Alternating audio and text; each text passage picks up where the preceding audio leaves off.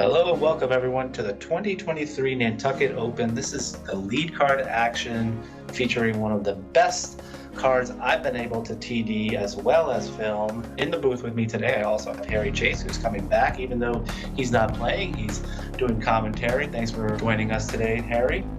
Absolutely, happy to be here. And at this point, I'm no stranger to the booth, but this will be my first time commentating on a round that I'm not involved in, so it'll be interesting to be surprised for once. And first we got Casey White here, our leader after round one.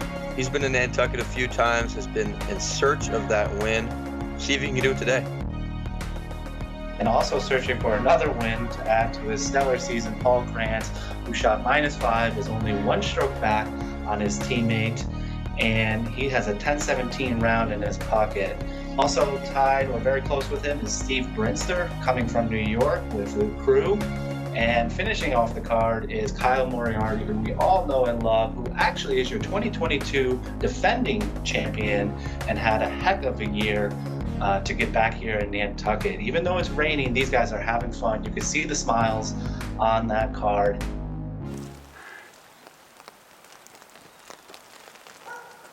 So here's Casey on hole one. It's a 619-foot hole, par 4. He took his FD, he leaked it a little left.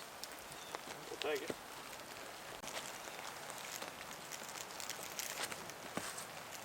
And here's Paul Krans with his cloud breaker. And another good start for Paul. Just a little deep. You don't want to be near that fairway. It's almost similar to where you were round one, Harry. Yeah, he'll have an option from over there. We'll see how creative he can get, but I mean, this is just a treat. We got Casey and Paul battling at the top. And normally, you might have a few others in the mix as well, but we have Steve Brinster and Kyle Moriarty joining this card. I mean, insane. This is a treat to watch.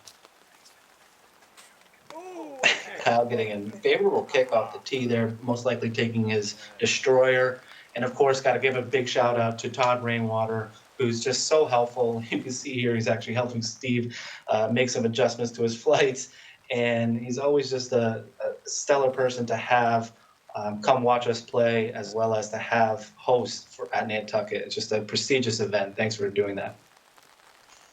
Yeah, decent shot there by Steve. And was my first time meeting Todd this year. Great dude, but if he could just change his name to Todd Perfect Weather, I'd like him a lot better.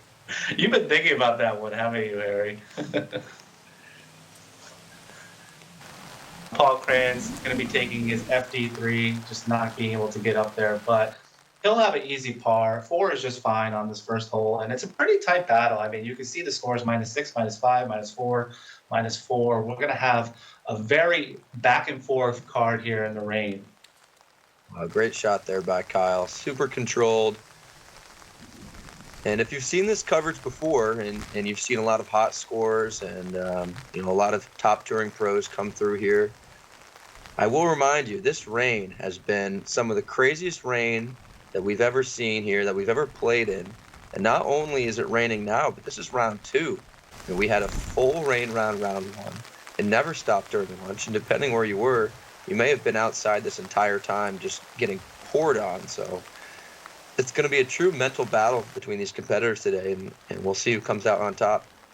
Absolutely. Great point about the rain, because actually there was such a delay between some of the finishers from the round 1 and when we started round 2. I mean, there might have been a 2.5-hour delay for some of these players in the rain, the soaking rain, and never gave up.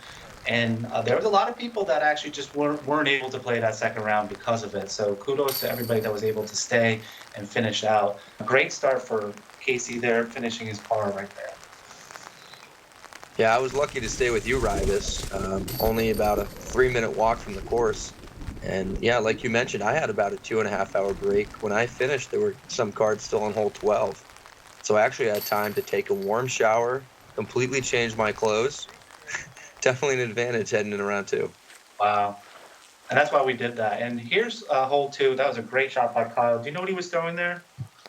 I believe that is one of his omens. Overstable 9 speed. And we'll have a putt for birdie. That's what you need on this hole. A fairway 9 speed. You don't need a destroyer. Casey's going to be leaning on his FD3. He's going to be having a circle 2 look from there. we see these players going to an overstable disc because of the late finish. It's hard to flip something up and get it to fade. So a lot of these players are going to be throwing on a flatter angle, letting the disc carry straight, and then having it dump at the end.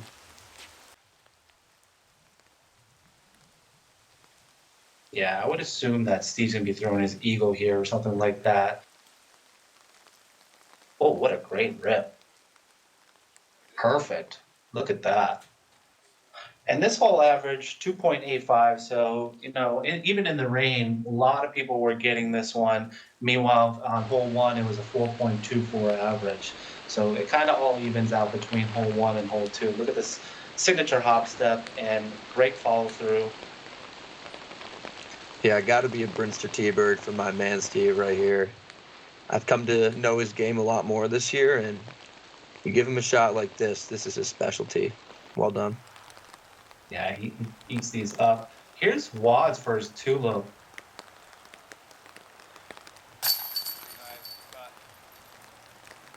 Great putt there. And great way to maybe be a star frame. Everybody's in the circle's edge here or inside of it. So going back to Casey, wow, great putt there. He's finished second to Paul Ulivari, winning $1,500. So without some of the big name pros, other than Steve Brinster and some of the local legends, Casey is really looking to win this one. Yeah, absolutely. I mean, we know Casey as a guy on tour. He goes out and he tries to win all those big events. But when he comes home, he is incredibly committed to getting local wins and is very passionate about it. He's not just playing them just to play them or just because he'll see all his buddies there, which of course is a reason as well. But when he comes to these tournaments, he is looking to win.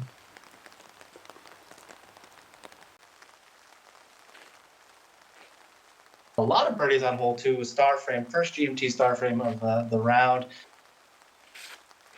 And a great pull by Wadz there. We're going to get a replay here on hole 3. This is 274 feet, left to right, textbook forehand. Yeah, I mean, Wadz is just unaffected by the rain right now. Forehands, backhands, he's throwing it all. And we'll have a putt to go 3 for 3. He was one of those that was ready right after lunch, and you could tell that he just wanted to get going. And he also was a little worried about catching the boat home, so he's playing a little bit faster than usual. Great shot by Paul Krans. I believe that was his FD3. Yeah, definitely an FD3 there from Paul. And let's see Steve lining up the backhand. Interesting play if he can get it to drift. He did it last round too. He needs something just a little more flip and tip. Other than that, I know he's got this in the bag. He's aced on me with the same shot at Kisco. Unbelievable talent. Yeah, I mean, he still had putt too and almost dunked it. It's deceivingly straight for sure, but yeah, you see Steve go to the backhand, give himself a look. I was surprised that Paul was this short. Great bid there. And this hole averaged 2.76, so we're already seeing 2 misses from this group here. Oh, wow. I swear, Wadz gets some of the nastiest GMT spit outs. I don't know what it is, but that wasn't easy to watch, and you can see his reaction. I just had to kind of pan on it for a little bit. Yeah, that was nasty. A little bit too much hyzer straight through. You can see why it happened with the wet chains and everything, but yeah, still unfortunate. Never one you think is going to spit. Well, that would have been for a turkey start, right? I mean, that's incredibly unlucky. And he had the best drive of the bunch. So he's going to, being the professional that he is, he's going to walk off. You can see he's not even that mad. And we're going to move on to hole 4. And he's lucky that he didn't even lose the box on that situation. Yeah, and he throws a great one there. Again, going to the forehand and just seems to be unaffected. This is Casey with his DD1. He gets up there. He likes his blue DD1. I know he wasn't too happy being a little too right, but he's going to be fine. And I believe this is Paul with his the Nordic Phenom too. or potentially the Cloudbreaker. He got up there pretty far. I know he's got 2 pink discs that look very similar.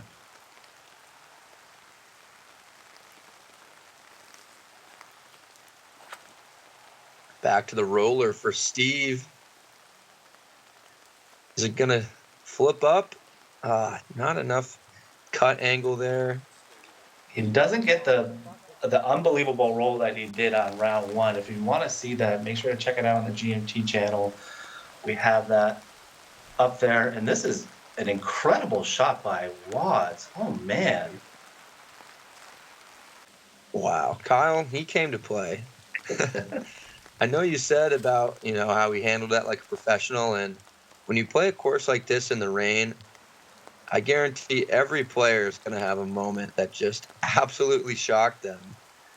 Either a spit out or an unlucky tree kick or it just slipped right out of their hands.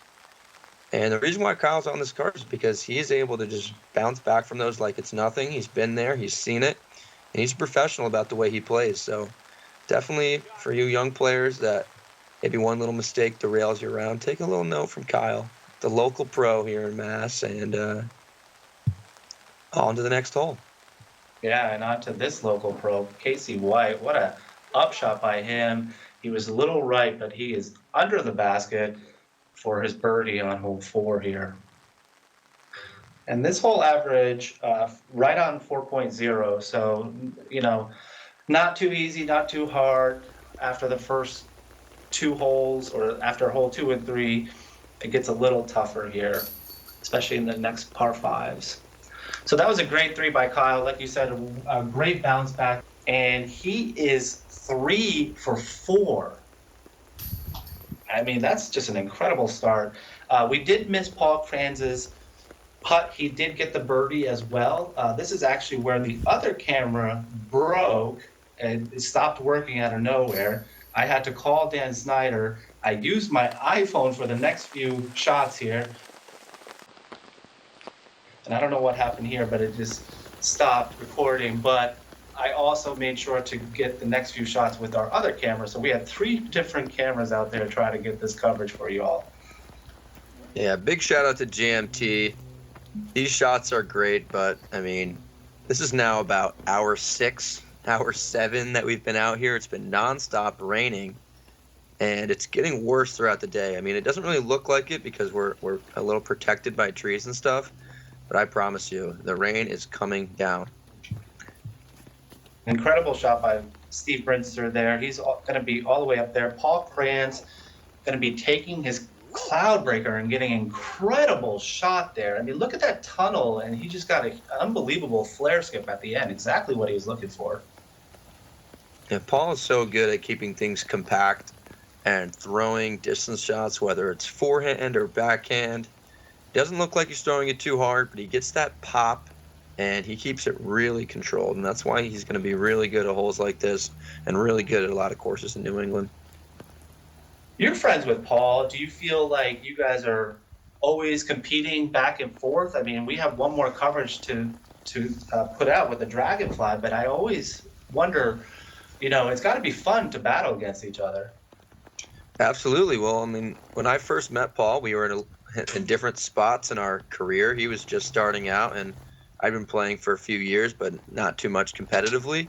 It's funny, we both started playing competitively at the same time, and he just kind of came out of nowhere as someone that was just a little up-and-comer to, oh, crap, he's way better than me.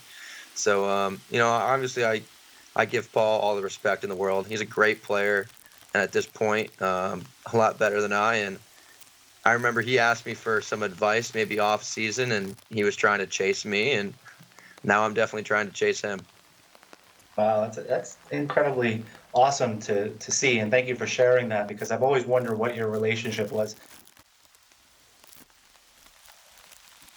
That was a good shot, another good shot by Paul. He's going to be up there for his 4 look. No eagle looks so far on this one, but here's Steve. He's actually going to be on his 3rd shot, and this is going to be his 4th shot. So at best, he's going to be able to get a par or bogey. He's struggling a little bit with his forehands. Remember on round 1, we saw a few of those as well.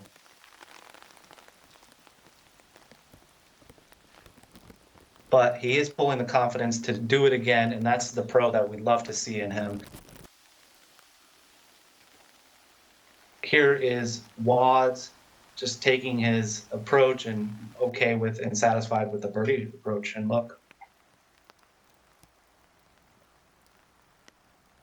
So Paul Krans strikes once again. This is his third birdie in 5 holes, playing very well and putting the heat on Casey White a little bit. Kyle with another birdie, also moving to 8 under. And yeah, I mean, pretty much a perfect round so far. Nothing you can really change other than the spit out, and he is putting it together in the rain. He'd be perfect if it wasn't for that spit out. I mean, it's insane. And at this moment, Josh DiBattista is also heating up a little bit. We got to keep our eyes on him as we're playing these front 9 and back 9 rounds in the lead card here. Casey, good cleanup for his birdie. So that is his third birdie of the round. Here's hole 6, another par 5. John Huck does not mess around. I love this one. I think this might be my favorite par 5. I was going to say the same thing. Certainly my favorite par 5, maybe even my favorite hole. It's tricky, it's deceiving, yet somehow Nick Economos showed it's eagleable. So much scoring separation on this hole. It's about distance, it's about placement. It's wide open, then it gets technical. And this is a whole round in one hole, basically. Yeah, I mean, just the design, and Paul's just going to show you a little bit of a textbook shot with his DD3 here. And I think what makes, Nantucket amazing is the ability to be able to place it in a course and have all skill levels play it and have fun and also still be challenging at the same time. You have your whites, you have your blues, you have your professional goal layout. And I think that if courses want to keep up with the mainstream and some of the top 5 of the state or whatever it might be, you really have to have those different layouts for these different players. And it has to be challenging enough and fun enough to keep coming back. Wow, good shot by Casey there. Looks like he got away with a little lucky break. Hard to tell. But, yeah, about your point about top 5 courses. If you want to have a top 5 course in Rhode Island, just put one in. You'll automatically be on the list. Well, Rhode Island doesn't count there, Harry, but so here's Steve he got jammed up last round on hole coverage, so he's able to get up there and fix his mistake. So the rain seems to be lightening up here a little bit. You don't hear it as much, and Paul getting an incredible sky hook there and landing in a great spot. Yep, shout out to Kareem, his childhood hero. That's where he learned that one. And Wadz, just textbook. I mean, he's going to be up there for his birdie look. I mean, he is on fire. This could potentially be number 5 for him. And it's close. I mean, we have -9, -8. Steve Brinster got unfortunate bogey, but he'll heat up, and then -8 for Kyle. So the Casey, Paul, and Kyle are really neck to neck here. Love to see it.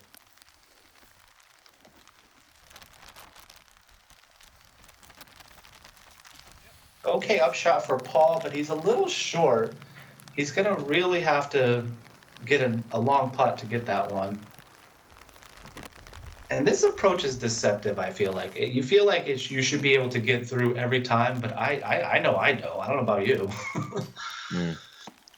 Yeah, a little frustration from Paul there. You could see a tailwind putt, just knocked it down at the end. See if he can correct on the future holes. Yeah, and Steve's got to hit this if he wants to keep up with these other guys here. Wow, great putt there. Right on the right side, chains. That's what you want to see on this hole. Nice birdie, Steve.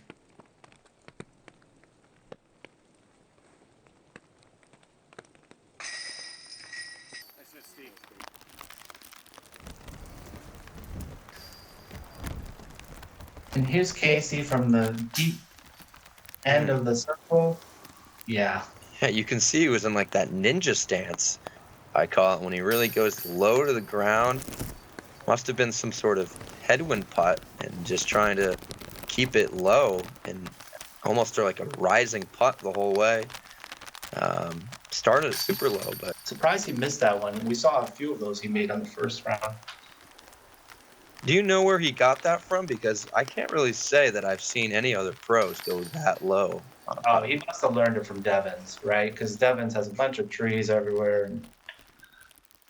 Okay, so this is hole 7, the shortest hole on the course. It's just straight as it can be. And we're seeing Kyle struggle a little bit with a forehand here. One of his first blemishes of the round, actually. And Steve Brinster is going to be leaving it a little too left, but he'll have a circle 1 putt, maybe circle 2 edge. Yeah, really interesting to see the breakdown of players that go forehand versus backhand here.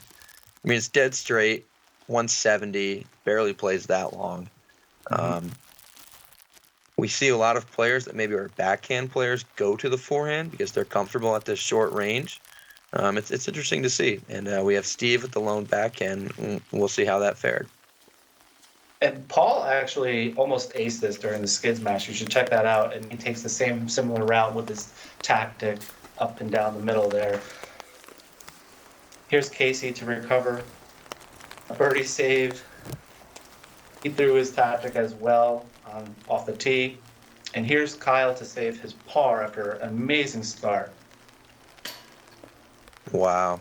I mean, a bogey on this course never feels good, but a bogey on this hole, I mean, I know what Kyle's thinking. He's a professional. It's just any other bogey, any other hole. But when it's 178, I mean, you kind of just pencil it in as a 2 already. To take a 4, especially that he was tied up with the lead, it's going to sting. Yeah, I mean, 2, you want the 2. 3 is okay, but 4, it feels like a double. Let's just be real. And after almost being right there with everybody, Kyle's just going to be 1 back now. We have Paul and Casey tied at -9, and Steve Brinster getting the birdie and also the box here on hole 8. Standstill signature shot with his rock, I presume, and dialed. Yeah, it looked pretty signature. See if Paul can do the same thing and just catches those middle trees. He'll have a long look from there, definitely in PK range. And here is MD5 for Casey. He's going to just try to take that left side, which looks so inviting. But the MD5 is stable.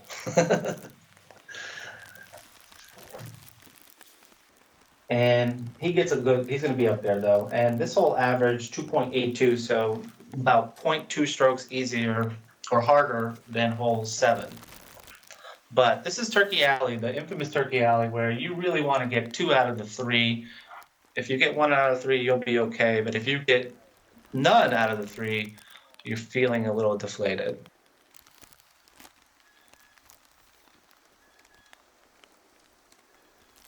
Hole 8, Wadz' 2 look. Unfortunately, gets a little bit of an air bounce, but he should have a par save.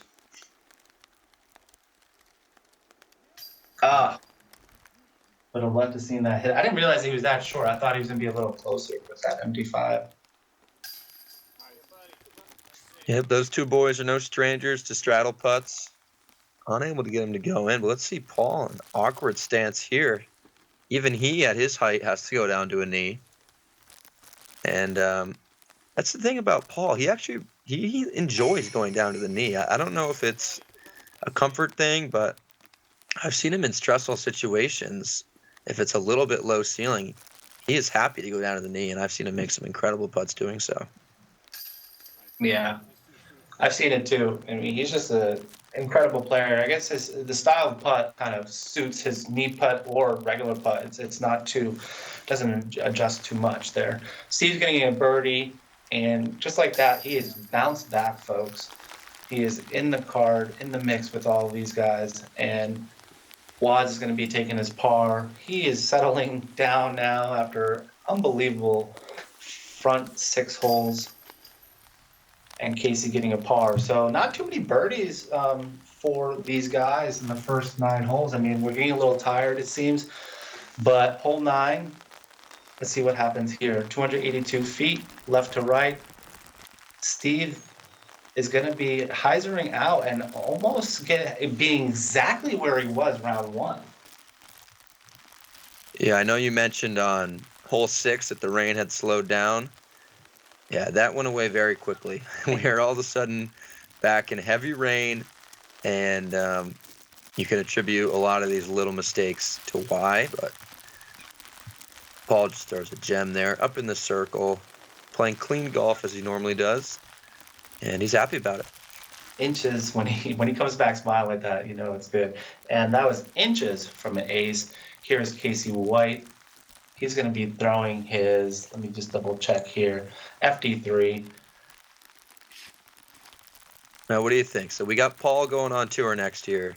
Will he be the first ever MPO Pro Tour winner with braces? I was thinking about his adventures coming up, and I can see him winning a Pro Tour event. Absolutely. I don't know which one, but he's got the consistency, the drive, the putt, and he's only going to get better. So I can see it. Wow. Speaking of better. Oh my gosh. The tour might be calling Stevie B in 2024 too with putts like that. That was 65, 70 feet. That was an incredible putt. And now Steve Brinster's on a little bit of a heater. This is his 4th birdie in a row. Wow. Yeah, he really took advantage of Birdie Alley right there. And all of a sudden we were saying, Steve was like 3 or 4 back, and he's right in the mix now. Oh, my. Oh, no.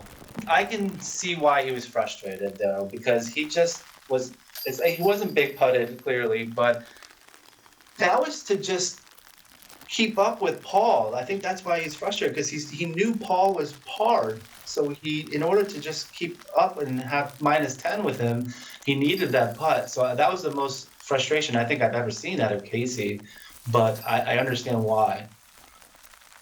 Yeah, like I mentioned, Casey's not out here to make friends. Casey's not out here for second place.